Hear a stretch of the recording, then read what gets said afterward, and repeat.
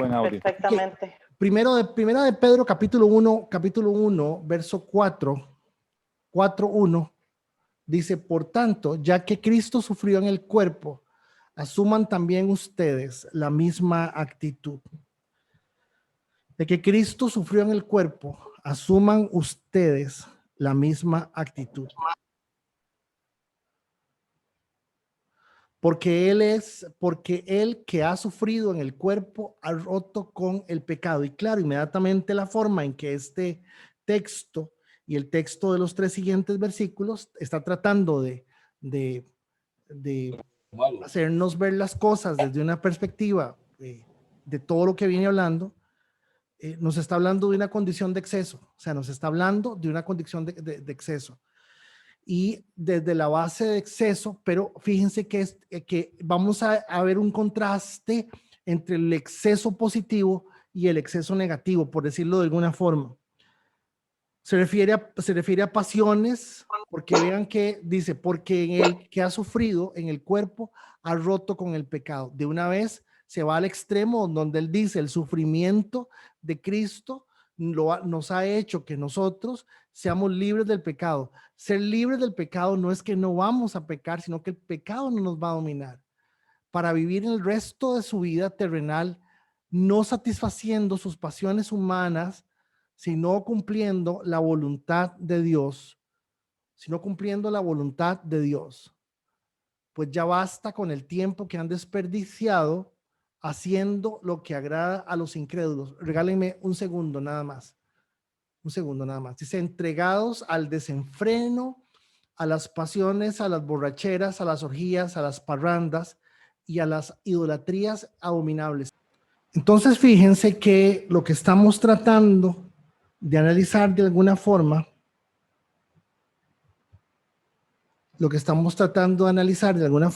es,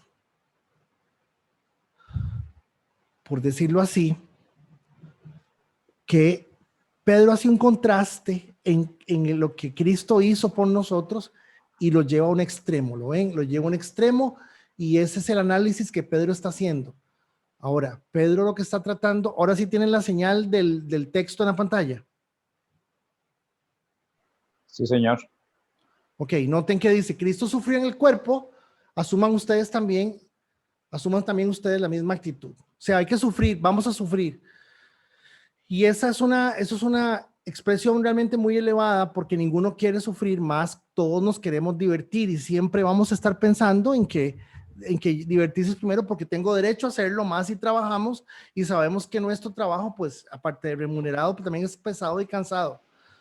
Pero lo que inmediatamente Pedro trata de plantear, damas y caballeros, tiene que ver con exactamente el elemento que hay una posibilidad o hay un elemento con respecto a Cristo que nos hace entender que si él ya sufrió y terminó con la esclavitud de tener que hacer las cosas, nosotros no tenemos por qué sentirnos y vernos esclavos en ese sentido. Yo creo que es fundamental lo que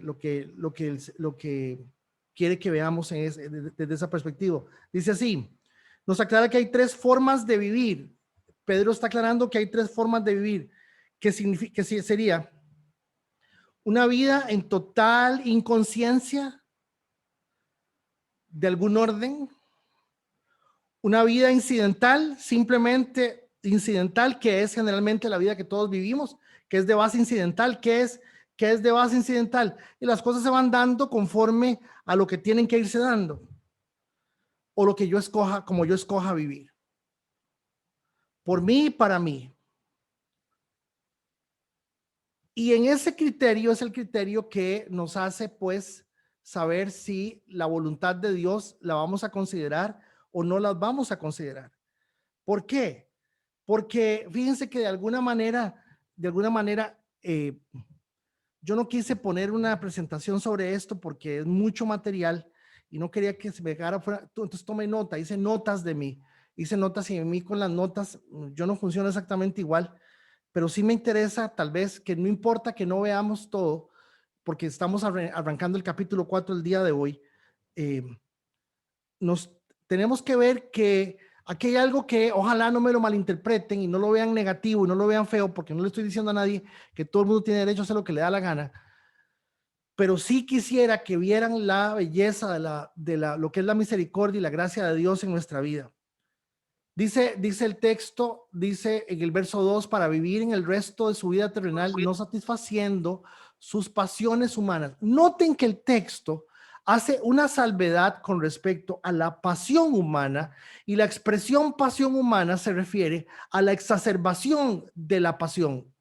Por decirlo de una forma más sencilla, realmente lo que el apóstol está diciendo es, si usted se va a sentar y usted va a estar con una persona y pasar un rato con esa persona y conversar con esa persona, no tiene por qué razón perder el conocimiento, ni hacer tonto, ni hacer feo, y menos cuando estamos hablando en casos de licor, que sí lo menciona, porque vean que en el 3 habla de borracheras y orgías y parrandas. Noten que en el 1 inicia diciendo Cristo sufrió en el cuerpo, llevó el sufrimiento a un límite. Y habla sobre satisfaciendo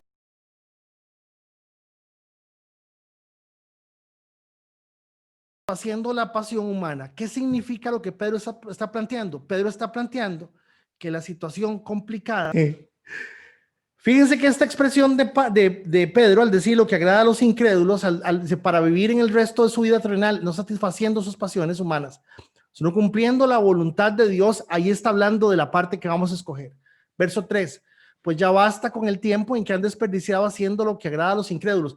Ahora, fíjense que en esto no hay un contraste negativo o positivo. Pedro aquí no está diciendo de qué tirada, es que ustedes la han pasado mal.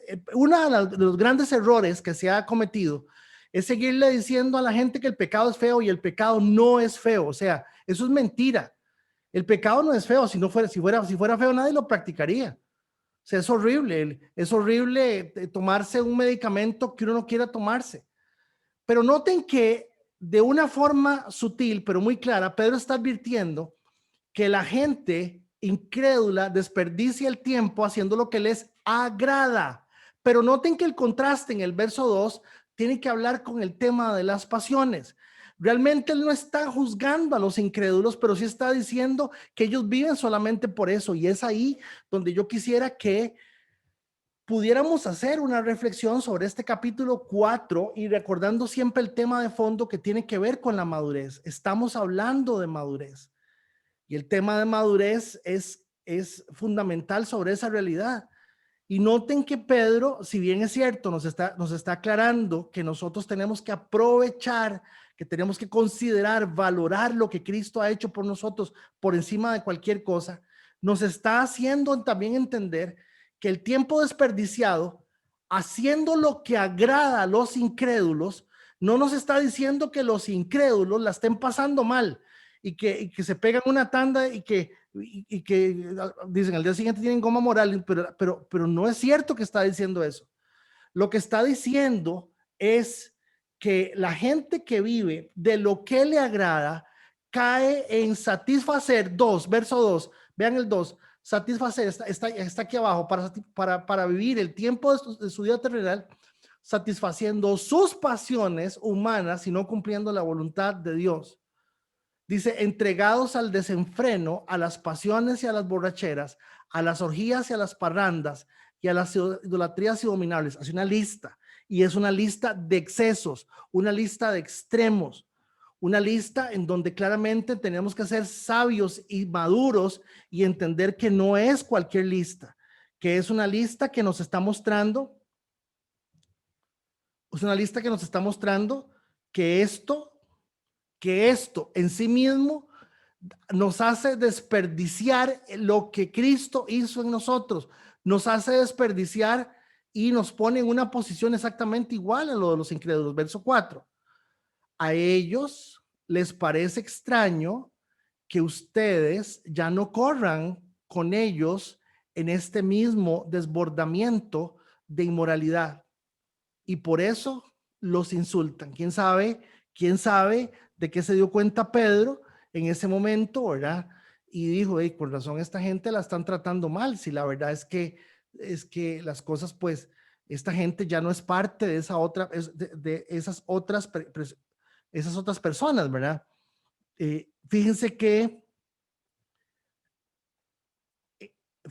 en el cual no solamente no reconocen, sino que también de alguna forma ellos están evadiendo, por decirlo así, simplemente porque uno no quiere ser partícipe ya del extremo, del abuso de esto, de llevar las cosas a un punto en donde yo simplemente me distraigo a tal nivel que yo no tengo ya ni sentido de cómo están, cómo estoy viendo las cosas.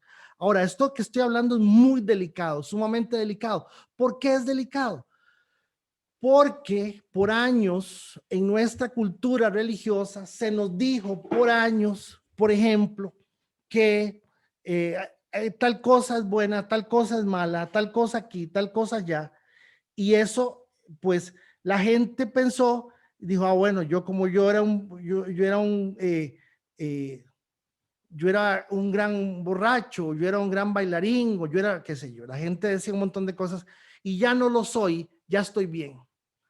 Entonces, por años, lo que verdaderamente asistió a nuestras congregaciones fueron personas que, por decirlo en una forma bien sencilla, dejaron de hacer aquello que al llevarlo a un exceso les traía problemas en su casa. ¿Sí me estoy comunicando? Les traía problemas en el trabajo, les traía problemas con los amigos, les traía problemas con los hijos, les traía problemas, pero es que el Señor no está hablando de eso. El Señor está hablando que cualquier cosa que nos distraiga, que nos saque, que nos aparte del proceso que Él tiene con nosotros, de la vida que Él tiene con nosotros, ya está mal. Y no es que esté mal porque yo no tenga derecho a divertirme, está mal porque no estoy aprovechando el sacrificio del Señor que me permite a mí poder desarrollar mi vida de forma tal que yo sea útil para Dios. Y esa es la pregunta que quisiera que esta noche empecemos a hacernos. ¿A cuánto nos interesa ser útiles para Dios? O sea, esa es la pregunta. Y la gente sigue pensando, ojalá puedan ver el material del fin de semana. Y el material del fin de semana iniciamos con preguntas, y las preguntas con las que iniciamos es ¿cuántos de nosotros verdaderamente nos interesa eh, ser útiles para Dios? ¿Y qué es ser útil para Dios? No, yo con tal de no, yo ya no hago tal cosa fea ni mala, y ya no, yo no molesto a la gente, yo no ofendo a nadie, yo no le quito nada a nadie, y la gente sigue creyendo que se puede justificar. Y esa posición de creerse que se puede justificar podría ser algo sumamente peligroso, sumamente peligroso. Fíjense que en el versículo 4 se aclara que se está hablando de un desbordamiento que no distrae y que eso tiene que tener un impacto social importante al no ser parte de lo que siempre fue. O sea, ¿qué hago yo con decirle a ustedes aquí, con toda la buena intención del mundo, que tal cosa es mala? Si es lo que yo puedo ver, sin embargo estoy señalando lo que la palabra está diciendo, pero la palabra lo está poniendo en una contraposición con relación al extremo, que fue lo que Cristo hizo, que fue entregar su vida por nosotros, para que nosotros no dependiéramos del pecado. ¿Qué hacemos nosotros tratando de buscar la forma para depender del pecado si el Señor quiere que no lo hagamos? O sea, es que es ahí donde es absurdo seguirle diciendo al que se toma un trago de licor y puede tomarse un trago de licor y se toma algo de licor y eso no se come una carne o se come algo y no hay en eso mayor situación. Pues yo no veo tampoco que el asunto se tenga que llevar a otro extremo. El punto es que por años le dijimos a la gente que lo que Federico decía que era lo malo, entonces sí lo hacían y ahí sí, eso era malo. Ahora, lo malo es malo y lo bueno es bueno. El pecado se llama pecado. Y cualquier cosa que nos distraiga de lo que el Señor está haciendo con nosotros es pecado. Y nos pone en un riesgo muy grande. Pasamos al 5. Verso 5. ¿Les cambió el 5? Sí, señor. Sí cambió. Correcto. Noten que noten que Pedro no está enjuiciando a nadie. Dice, mire, los incrédulos viven por lo que les agrada, punto. Una pregunta, ¿quién que viva por lo que lo agrada vive mal? Nadie. O sea, ahí tenemos a un arquitecto, a este hermano Alan Esteban. Él sabe que la gente prefiere ponerle cachera al baño de oro porque tiene plata y porque le gusta. Eso sería una barbaridad. Sí, seguramente es una barbaridad, pero habrá algún lugar, en alguna parte, alguna persona que le diga, mira, hágame el favor y me consigue a mí que las cacheras sean de oro para el baño. Sí, me parece muy raro que la gente quiera poner una cachera de oro a un baño y la gente muriéndose de hambre, inclusive en Costa Rica, pero la gente vive por lo que le agrada. Hello, ya es lo que tenemos que entender, que nosotros no podemos seguirnos absorbiendo porque algo nos agrada, y ese es el incrédulo. Dice que el incrédulo que no tiene a Dios vive porque cada segundo de su vida tiene que lograr una gota de serotonina que le produzca una reacción y que esa reacción le produzca un estado de placer. Hello. Perdónenme mi tarrito. Ese es mi tarrito de agua. Y esto es lo que Pedro está mencionando. Es que es muy fácil hablar mal de las cosas y decir que las cosas no tienen que hacerse, pero fíjense que en el 5 dice, pero pues ellos tendrán que darle cuenta a Dios. Fíjense que no solamente se está hablando de una situación contrastada entre el bien y el mal, sino que se nos aclara que los muertos no tienen mayor conciencia de lo que hacen. Dice, pero ellos tendrán que rendirle cuentas a aquel que está preparado para juzgar a los vivos y a los muertos. Y adivinen a quién le está dirigiéndose este mensaje. A los vivos. ¿Por quiénes vamos a ser juzgados? Los vivos y los muertos. Dice, por esto también se les predicó el evangelio aún a los muertos. ¿Quiénes son esos muertos? Aquí Pedro no está haciendo el enredo que hizo la semana pasada, jamás.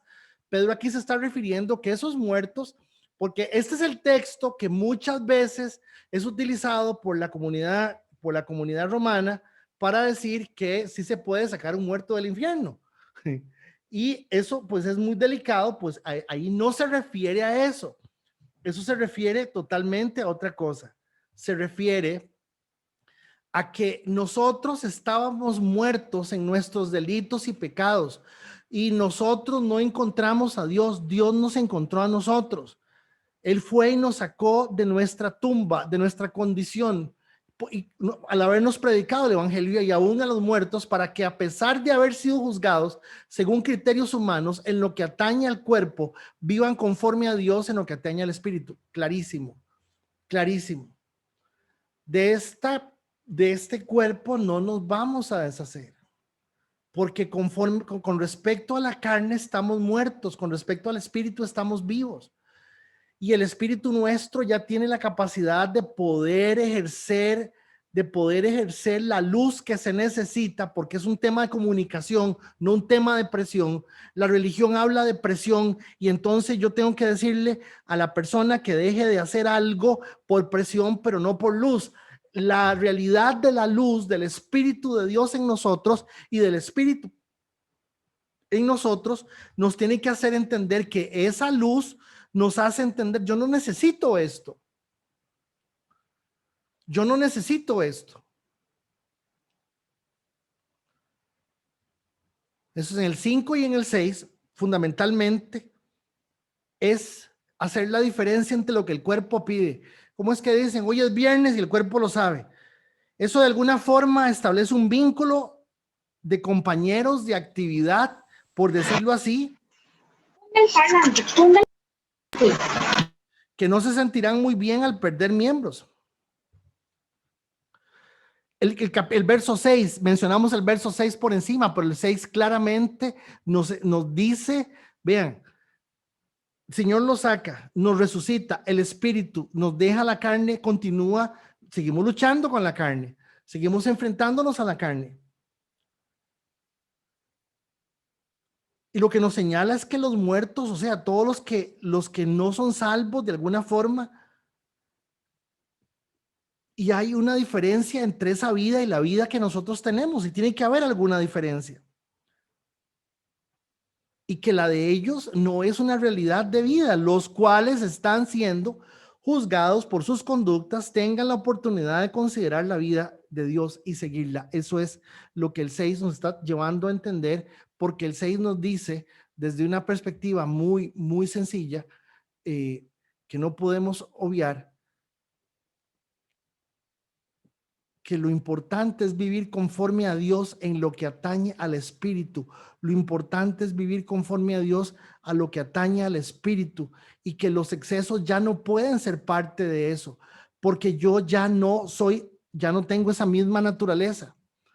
Entonces en el verso 7 dice, ya se acerca el fin de todas las cosas. Ya se acerca el fin de todas las cosas.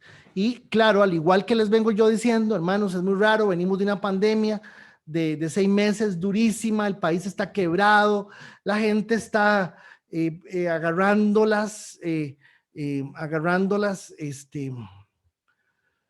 hay una señora por mi casa que vende empanadas colombianas muy buenas y las vende como en 600 pesos. Y un día de esto llegué y le compré y me dice, ve, hagamos una cosa, deme 100 colores más y si lleva una. Y yo dije, dey, pero me dice, no se preocupe, ya compró algunas que lleva. O sea, la gente realmente la está pulseando, hermanos. La gente la está pulseando por todas partes porque nadie nunca se había enfrentado a esto. Y eso es crítico. En el verso 7, yo creo que hay 3 connotaciones. Cuando Pedro dice, ya se acerca el fin de todas las cosas, en un contexto donde viene diciendo, miren, si Cristo ya pagó el precio para que ustedes no dependan del guaro, ni dependan de la locura, ni dependan de eso, pues ya dejen de estar perdiendo el tiempo de vivir como la gente que vive como le da la gana, basados en lo que les agrada, y lo que les agrada no es feo. Quítense de la cabeza que Dios se va a poner a pelear con usted por eso. Por eso es que usted y yo tenemos que reaccionar. Si la gente vive de lo que le agrada, es lo que le agrada, es lo que le agrada, y ahí va a estar. Y dice, y nos lleva al 6 y nos dice, entonces no se compliquen, el Señor va a juzgar a esa gente porque esa gente vivió simplemente para darle gusto al cuerpo. Pero a ustedes se les predicó el evangelio, se los sacó de la muerte para que ustedes reaccionaran. Y pum, cae en el 7, y en el 7 dice esto, dice, se acerca el fin. Y yo, ¿qué es esto tan extraño? Bueno, muy sencillo. Se acerca el fin, para mí tiene 3 connotaciones. La vida es muy corta. Primera connotación. Se acerca el fin de las cosas, la vida es muy corta. Porque de alguna forma todos tenemos como alguna noción de que a los 50 vamos a llegar. Pero después de los 50 lo que vaya a pasar no sabemos. No, nadie sabe que va a llegar a los 50, es una expresión.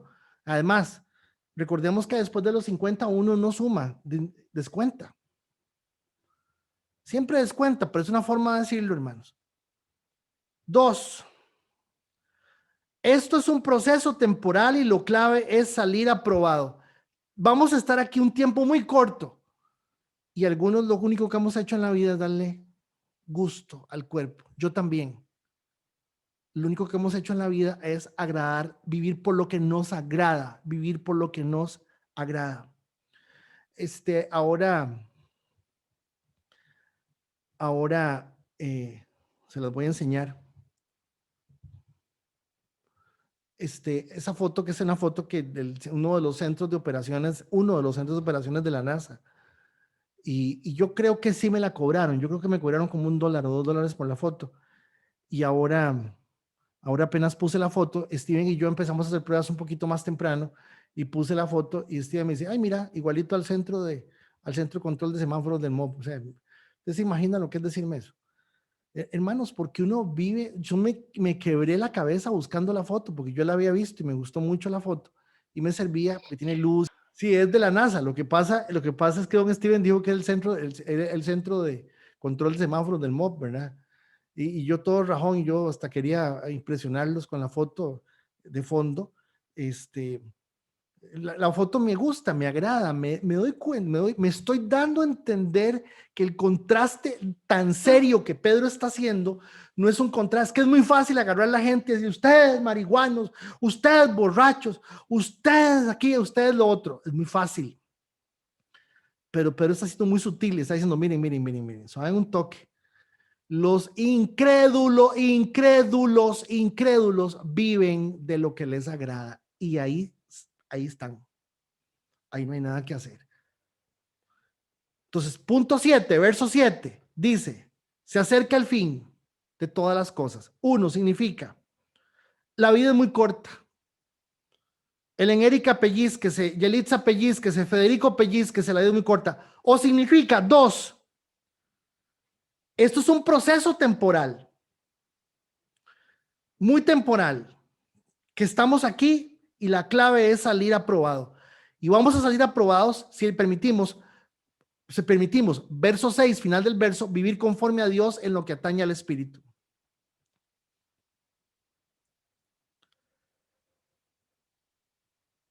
Tres,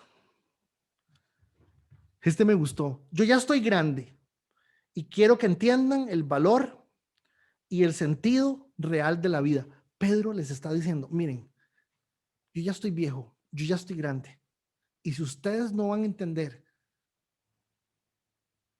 el sentido y el valor de las vidas, se los voy a decir. Eso es lo que Pedro está diciendo al decir, se acerca el fin de todas las cosas. Ahora, con relación a al segundo libro de Pedro, que es muy pequeñito, sí está haciendo también una afirmación escatológica, porque Pedro sabe que en menos de 3 años Jerusalén va a quedar destruida.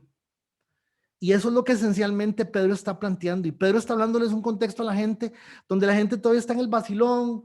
Ahí estaba viendo que hay gente peleando porque le subieron a Netflix y ahora sí, y esto y lo otro. Y entonces, ¿cómo es posible? Y yo digo, qué raro, es que hay cosas que de verdad las estamos viendo de una forma tan superficial y no nos damos cuenta de todo lo que Dios nos está permitiendo hacer.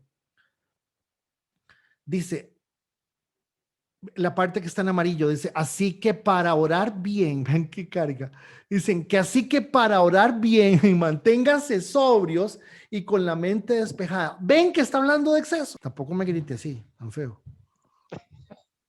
No, listo. Vean el 7, dice, ya se acerca el fin de todas las cosas. Ya dijimos, ¿verdad? Pedro está diciendo, vean, esto ya se va a acabar. La vida es muy corta, o está diciendo, pase por aquí y salga aprobado.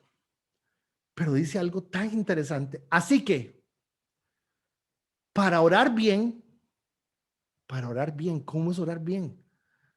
Para orar bien, ven qué interesante. Así que para orar bien.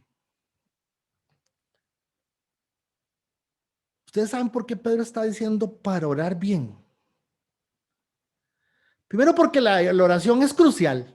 El tema de la oración es crucial. Pero lo crucial aquí es que nos dice que al menos nuestra mente debe tener alguna armonía con el cuerpo animal, o sea, con nuestro cuerpo, y poder orar a Dios. Y ahí empieza lo primero. Lo primero es poder orar, porque hay gente que no lo hace.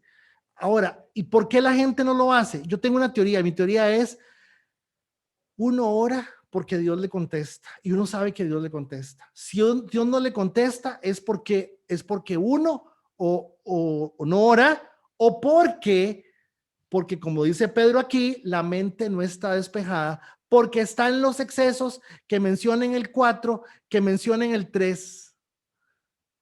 Sí, me estoy comunicando. Así que para orar bien, ven interesante, yo no sé si decirlo así va a sonar así como poco teológico, pero hay orar bien y orar mal. No hay ni orar bien ni orar mal, es orar bien, es que la oración funcione, es efectiva, que la oración permita que Dios escuche nuestra voz y Él nos conteste. Y dice que la base de esa buena oración está en mantenerse sobrios y con la mente despejada.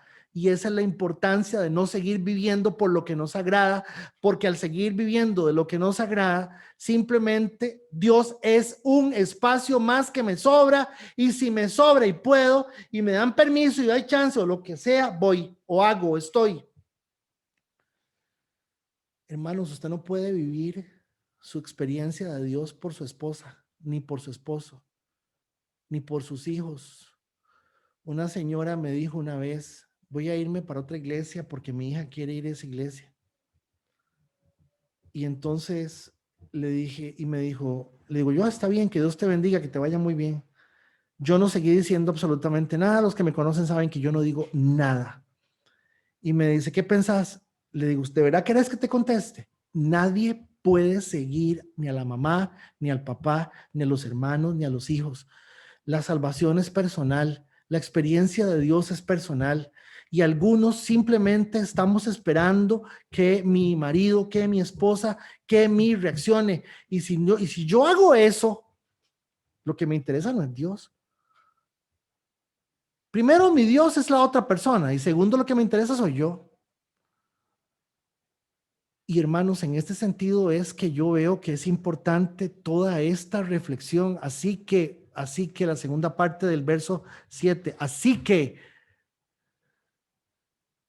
para orar bien, mantengámonos sobrios y con la mente despejada. Esa condición de sobrios es una condición donde nosotros estamos en capacidad de ser una influencia para el resto de personas por cariño, por una experiencia social buena, significativa, por poder integrarnos con las cosas. Pero una de las cosas más graves y más serias que tenemos que entender es que nadie va a ir al cielo por otra persona. Nadie. Pastor, ¿puedo hacer una pregunta? ¿Me estás hablando? Sí, puedo hacer una pregunta. Dame un toque que no tengo. Apenas voy a subir el volumen, un toquecito. Una preguntita, sí, escucha. Sí, te escucho. Pastor, pero qué raro es que me extrañó así pues para orar bien.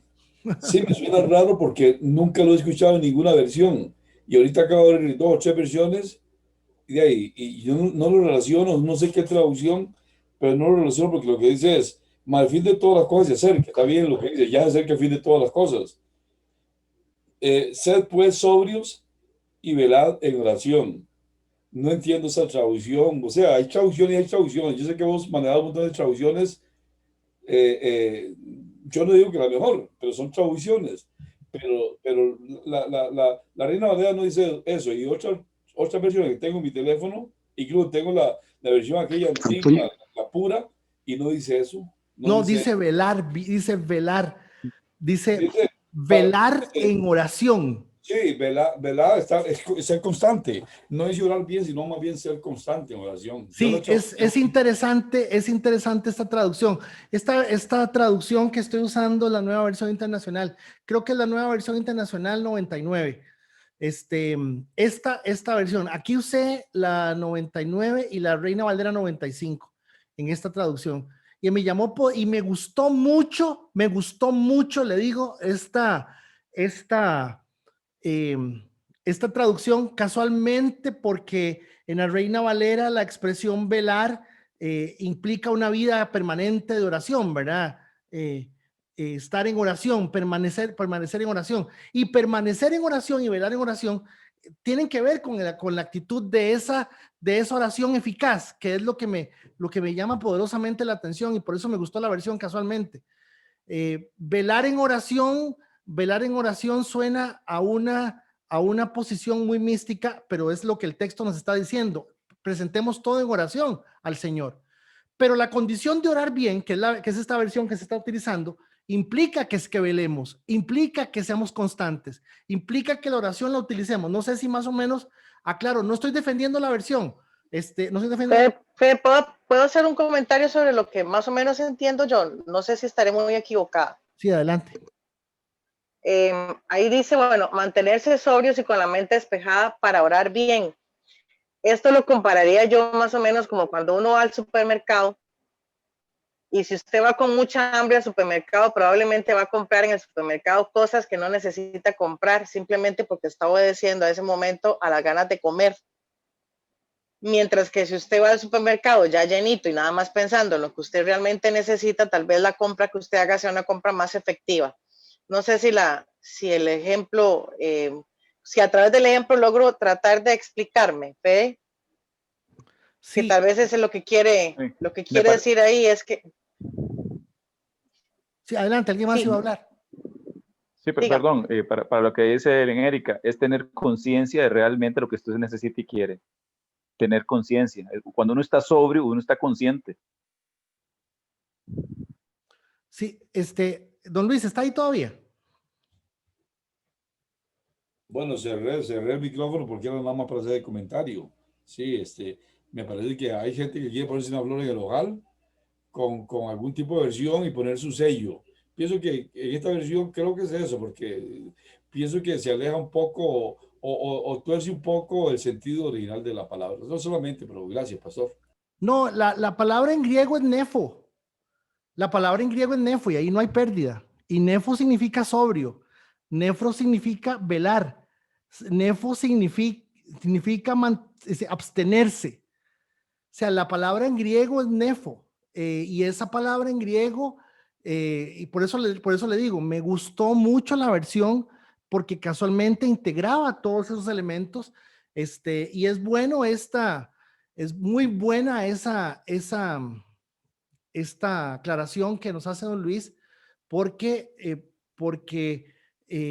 pienso que de alguna forma es ahí donde tenemos que nosotros arrancar, hermanos, en alguna posición en donde yo diga, bueno, pero entonces, ¿cómo va la cosa? Bueno, hágalo, vele, permanezca, sosténgase, como usted quiera verlo de esa perspectiva,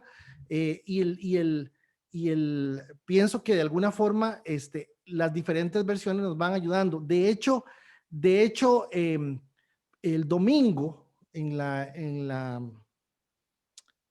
para el material del domingo, del servicio de la prédica del domingo, usé una versión que es la versión en un par de salmos, que es la versión del lenguaje actual. Y yo le tengo mucho cuidado al lenguaje actual, a esos textos sí les tengo mucho cuidado, porque les han metido mucha hermenéutica, se traducen, se traducen de la traducción, y muchas veces ciertos textos que hermenéuticamente les cambian las cosas, no dicen lo mismo. Por ejemplo, la nueva versión internacional, que es una versión que a mí me gusta montones, cambia pensamiento por mente y no me gusta. Me gusta Reina Valera que dice mente. Ustedes tienen la mente de Cristo. Y eso me gusta en ese sentido. Y no es lo mismo. Sí, No, yo que también lo estoy revisando en un par de versiones. En una que tengo aquí dice, por eso sean ustedes juiciosos y dedíquense seriamente a la oración. Pero, o sea, no importa en la versión que uno la vea, conlleva la idea de que si uno está haciendo una o varias cosas de las que se habla en el versículo 3, ya no va a poder dedicarse a la oración, no va a poder orar, o sea, prácticamente no puede hacerlo, o sea, tiene que estar fuera de esas cosas. Eso es sí, lo que yo veo también. sí, al final lo que tenemos que Hola, entender, hola, perdón, hola, hola. Disculpen, adelante. yo quiero compartir con dos hermanos que han participado. La versión que tengo yo dice, eh, velad en oración, pero velad todavía lo deja muy vago. Sin embargo, en el transcurso de la presentación, en la pechita, dice algo muy interesante, o sea, lo aterriza como más en concreto. Lo que dice es como que estén alerta en oración. Entonces eso me, me trae más a la tierra, me trae más a lo concreto y a lo específico de lo que quiere decir Pedro, como quien dice.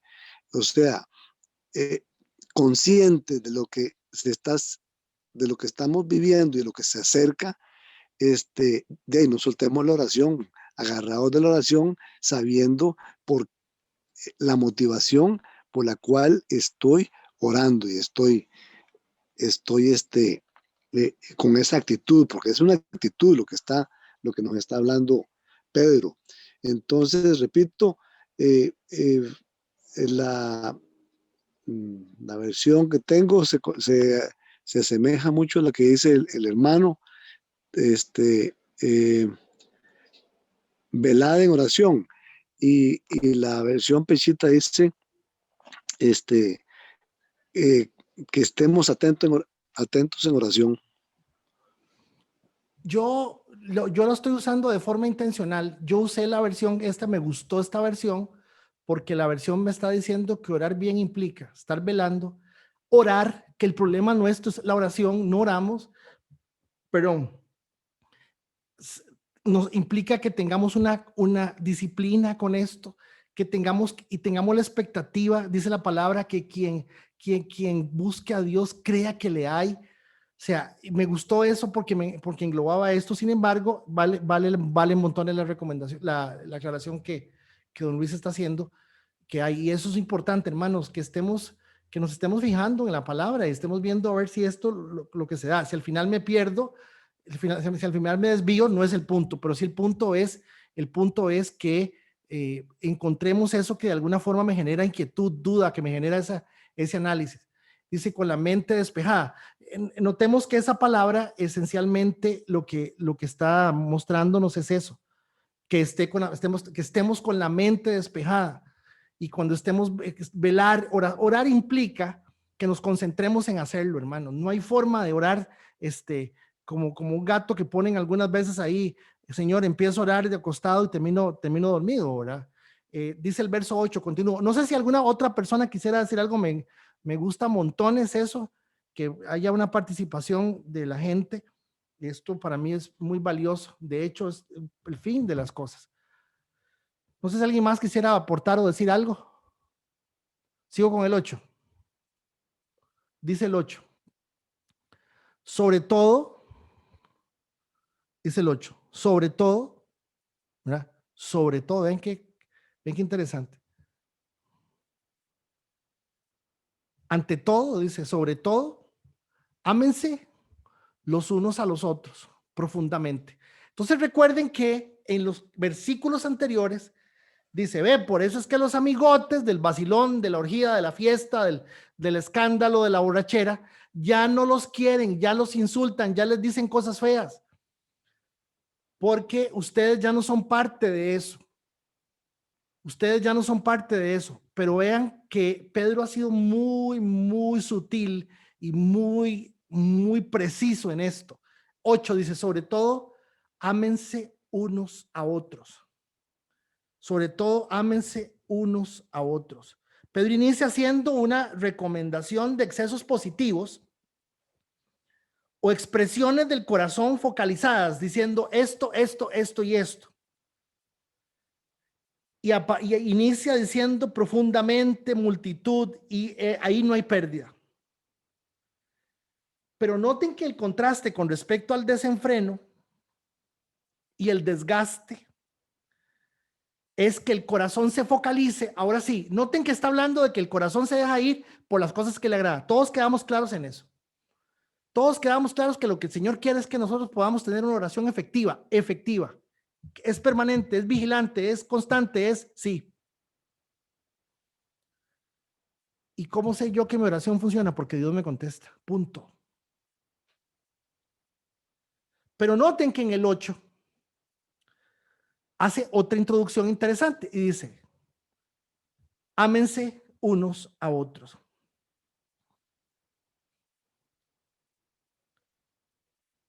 Y retoma que el corazón que antes se desviaba y se desbordaba de una u otra forma, ya no, porque ahora se enfoca en amar a los hermanos.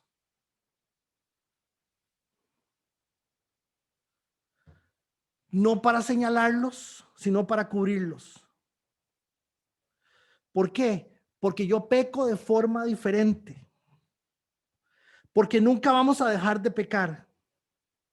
Porque reconocer el pecado es un honor que solamente los hijos de Dios podemos tener. Porque exactamente, dice, sobre todo, ámense los unos a los otros profundamente, porque el amor cubre multitud de pecados. Y este es un texto fundamental. Es más, son de los textos que de alguna forma hay que tenerlo de memoria. Porque si usted está entendiendo su pecado personal como pecado personal, eso está muy claro. Pero aquí está diciendo que sus hermanos conocen su pecado. Dice, sobre todo ámense los unos a los otros, profundamente. La palabra profundamente es un énfasis. La palabra profundamente dice, tengan entre ustedes ferviente amor.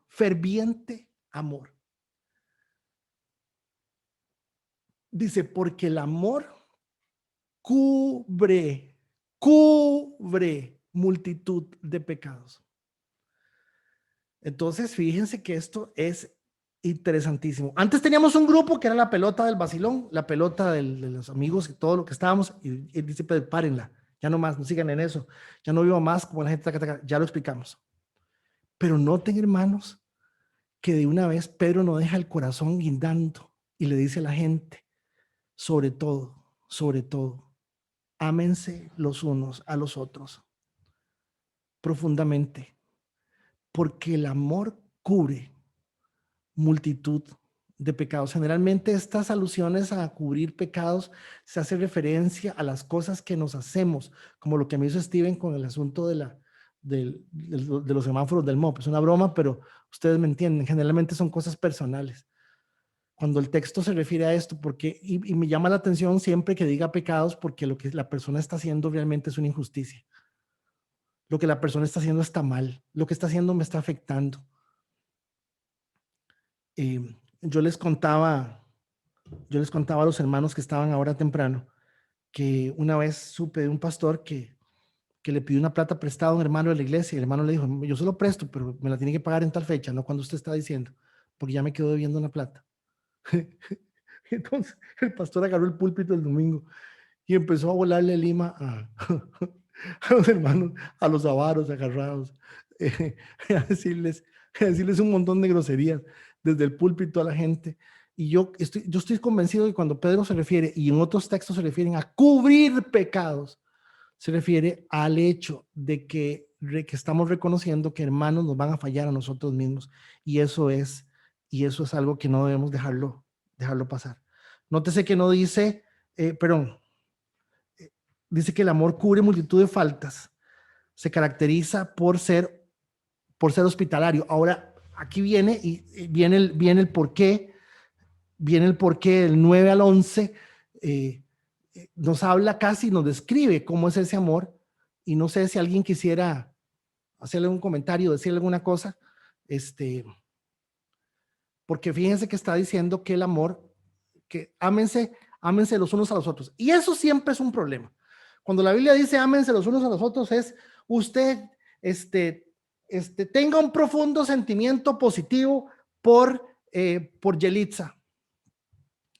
Y eso no es lo que la Biblia está diciendo. Cuando la Biblia ámense los unos a los otros, hermanos, prepárense, porque los hermanos de la congregación lo van a maltratar, lo van a dañar. Los hermanos de la congregación, conforme usted más los conozca, más les va a caer mal, más se va a encontrar con gente complicada. Amarse, la orden como tal, es porque la condición en la cual vamos a encontrarnos a la gente en la congregación, vamos a tener la tendencia a confiar, a creer, a estar con ellos, a compartir.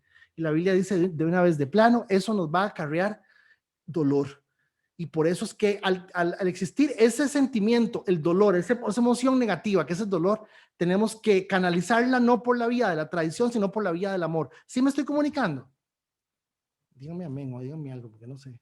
Amén. Gracias. No, usted no, yo con usted estoy bravo, dijo aquel, predicando el amor. Dice, primera de Pedro 4:9, dice, vean, fíjense, entonces ese amor tiene un ejercicio práctico. Dice, practiquen ser hospitalario, practiquen la hospitalidad entre ustedes sin quejarse. Practiquen la hospitalidad entre ustedes sin quejarse. otra vez, otro texto que me parece muy interesante, que me parece que dice, hospedados los unos a los otros sin murmuraciones. Porque es que dice que ya el muerto, ¿cómo es que dicen? El muerto y a los 3 días llegue. Y noten que aquí hay una excepción muy buena. Practiquen la hospitalidad entre ustedes sin quejarse. 10. Cada uno ponga al servicio del don que haya recibido, administrando fielmente la gracia de Dios en sus diversas formas. Dice ser hospitalario y servicial, pero el 10, cuidado. Punto clave, el 10 es fundamental. Ese servicio no es cualquier servicio, sino es el ejercicio proactivo del don de cada uno. Es una manifestación de Dios aquí en la tierra. Es suplir ese vacío de terapia y proceso personal de cada uno desde y con la iglesia. Pedro lo pone como la gracia, es decir, aquello que vamos a ministrar es algo que a lo mejor ni siquiera es merecido. Gracia, no es merecido. O algo que aquella persona a lo mejor no sabe que lo necesita de esa manera. O bien es algo que poseemos que alguien lo necesita mucho más que nosotros. Esa expresión, practiquen la hospitalidad, verso 9, entre ustedes sin quejarse. Cada uno ponga al servicio de los demás el don que haya recibido, administrando fielmente la gracia de Dios en sus diversas formas. Wow, wow, wow, wow. Wow, wow, wow. Déjeme el 9 aquí dice, hospedados los unos a los otros sin murmuraciones. Cada uno según el don que ha recibido, ministrelo a los otros como buenos administradores de la multiforme gracia de Dios. Yo creo que esto, hermanos, es algo que no lo hemos experimentado, ¿verdad? No lo hemos experimentado. Es profundo en el sentido de que estamos hablando de nosotros estar completamente en una posición de servicio con el resto de nuestros hermanos.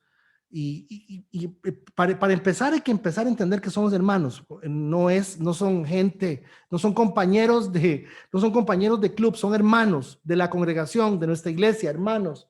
Somos hermanos. Lo segundo que tenemos que entender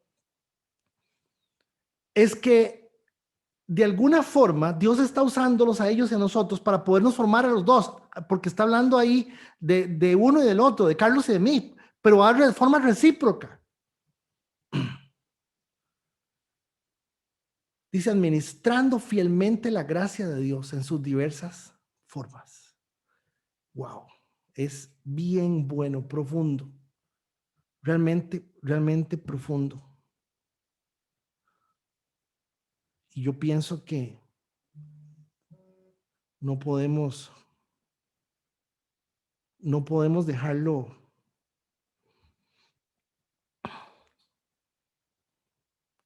No podemos dejarlo de ver. Sigue el 11. El que habla,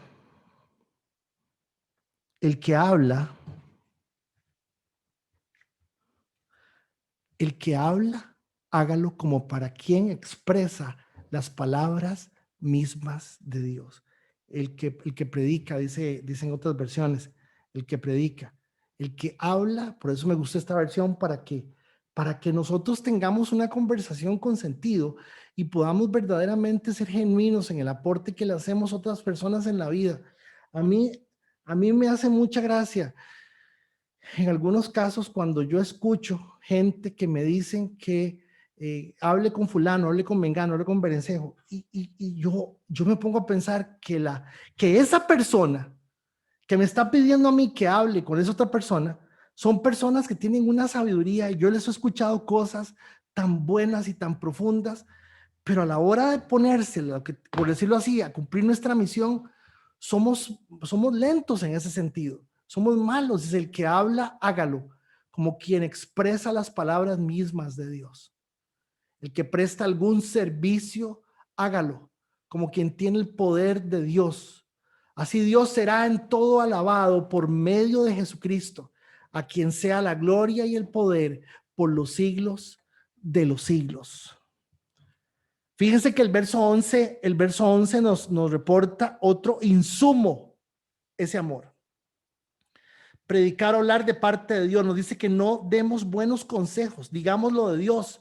Una cosa es un buen consejo, pero otra cosa es decir lo de Dios. Específicamente lo de Dios inmediatamente asume que esa posición de servicio es una bien expresada con aquello que viene de la boca de Dios. Hermanos, si no tiene nada que ver con habilidad, absolutamente nada que ver con habilidad o destreza, sino que es un tema de entera disposición y con el único propósito de manifestar la gloria de Dios. No guío a la gente hacia mí, yo le di el consejo, no guío a la persona hacia lo que yo soy, la guío hacia Dios. Para mí ese es el mejor método de evangelismo que existe. Cuando la gente oye la sabiduría de Dios a través de la boca nuestra. Capítulo 12, verso 12, Pedro empieza diciendo: queridos hermanos, no se extrañen del fuego de la prueba que están soportando como si fueran algo insólito. Y en el 12 retoma otra vez versículo 1 al puro principio, primer capítulo, y retoma exactamente, creo que el 2 lo usa exactamente en los 4, dice: queridos hermanos, no se extrañen del fuego de la prueba que están soportando, como si fuera algo insólito. Aquí vamos a quedar, no lo vamos a alargar más, vamos a dejar el 12 para la otra semana, pero pienso que esta noche, este rato, tiene que llevarnos a analizar esta propuesta de Pedro, que es bien clara. Por tanto, ya que Cristo sufrió en el cuerpo, asuman también ustedes la misma actitud. Y aquí se va. Si ustedes me dicen a mí, ¿qué es el sentido de esta noche? Asuman la misma actitud, y tiene que hacer referencia exactamente a que ese sufrimiento produjo en nuestra vida en este momento. Yo pienso que eso es lo más valioso que tenemos que rescatar. Dejamos el 12, si Dios lo permite y nos presta vida y nos deja llegar para la próxima semana, si Dios quiere. Y pienso que hay que ponerle bastante atención a esta parte, porque ya lo que sigue 4, lo que sigue que es muy poco, tenemos que aprovechar esto, porque cada uno de los textos ya nos está hablando de las conclusiones sobre una persona madura, una persona que ya no vive por lo que le agrada, no vive de lo que le agrada, vive cumpliendo la voluntad de Dios. Y qué es lo contrario a las pasiones humanas, tratar de cumplir la voluntad de Dios, al menos tener noción de que hacia eso voy. Hermanos,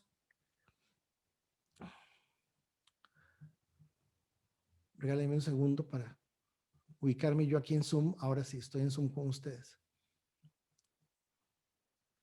Muy buenas noches a todos los que no había saludado. Me da mucho gusto verlos aquí en pantalla y aprovechar esta noche para rogarles que por favor llamen a Roxanita para asistir sábado y para el día domingo, a Roxanita y a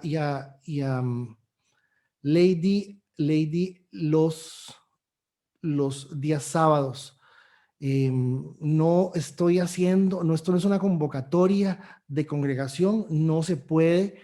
Usted verá. Yo sí estoy diciendo es, si usted va a Palí y a Pequeño Mundo, pero no suelta el chiquito en Pequeño Mundo, ¿verdad? Si usted va a Palí, si usted va a Pequeño Mundo, si usted va a Más por Menos, si usted va al Seguro, pues no veo por qué no vaya. Vean, yo ya me di cuenta que la verdad es que el lugar más seguro para estar en la iglesia, con esa puertota que hay en la iglesia, ese edificio es una puertota enorme, la gente entra en orden. Yo ya no estoy viendo que el asunto sea como muy peligroso en el sentido de que yo estaba pensando en que si chocaba Cachela con Marielos, no, o sea, no, yo estoy viendo que es cuestión de disponernos y ser parte de la congregación. Este fin de semana tenemos Cena del Señor. Por favor, no se la pierdan, la Cena del Señor. compartamos la cena del Señor juntos. Esta cena del Señor es histórica, entonces, por favor, traten de seguirlo viendo. Ya estamos haciendo los cambios y arreglos y todos para transmitir el servicio desde la iglesia, desde el edificio nuestro. Lo hemos estado haciendo. El asunto es que no todo el mundo tiene Facebook, no todo el mundo le gusta Facebook, y lo estamos tratando de hacer aprovechando la plataforma de Facebook Live para poderlo hacer. Erika, me da mucho gusto verte, de verdad, allá desde Liberia, que estés allá, me da muchísimo gusto verte. Me da mucho gusto ver a don Antonio Rivera con nosotros, ver también a Jelly, que está en Estados Unidos, a Carlitos, que está en San Pedro Sula. Agradecerles que tengan la disposición de estar esta noche con nosotros, y estamos hablando de quién es Dios, y este fin de semana vamos a analizar, ¿verdaderamente se puede conocer a Dios? No se lo pierdan, porfa. Es muy importante, hermanos, cuando usted empieza a conocer a Dios, se conoce a usted mismo. Cuando usted empieza a conocer a Dios, conoce este mundo. Cuando usted empieza a conocer a Dios, usted conoce la realidad de muchas cosas. Y lo que nos ha faltado es eso, conocer a Dios. De verdad nos ha faltado eso.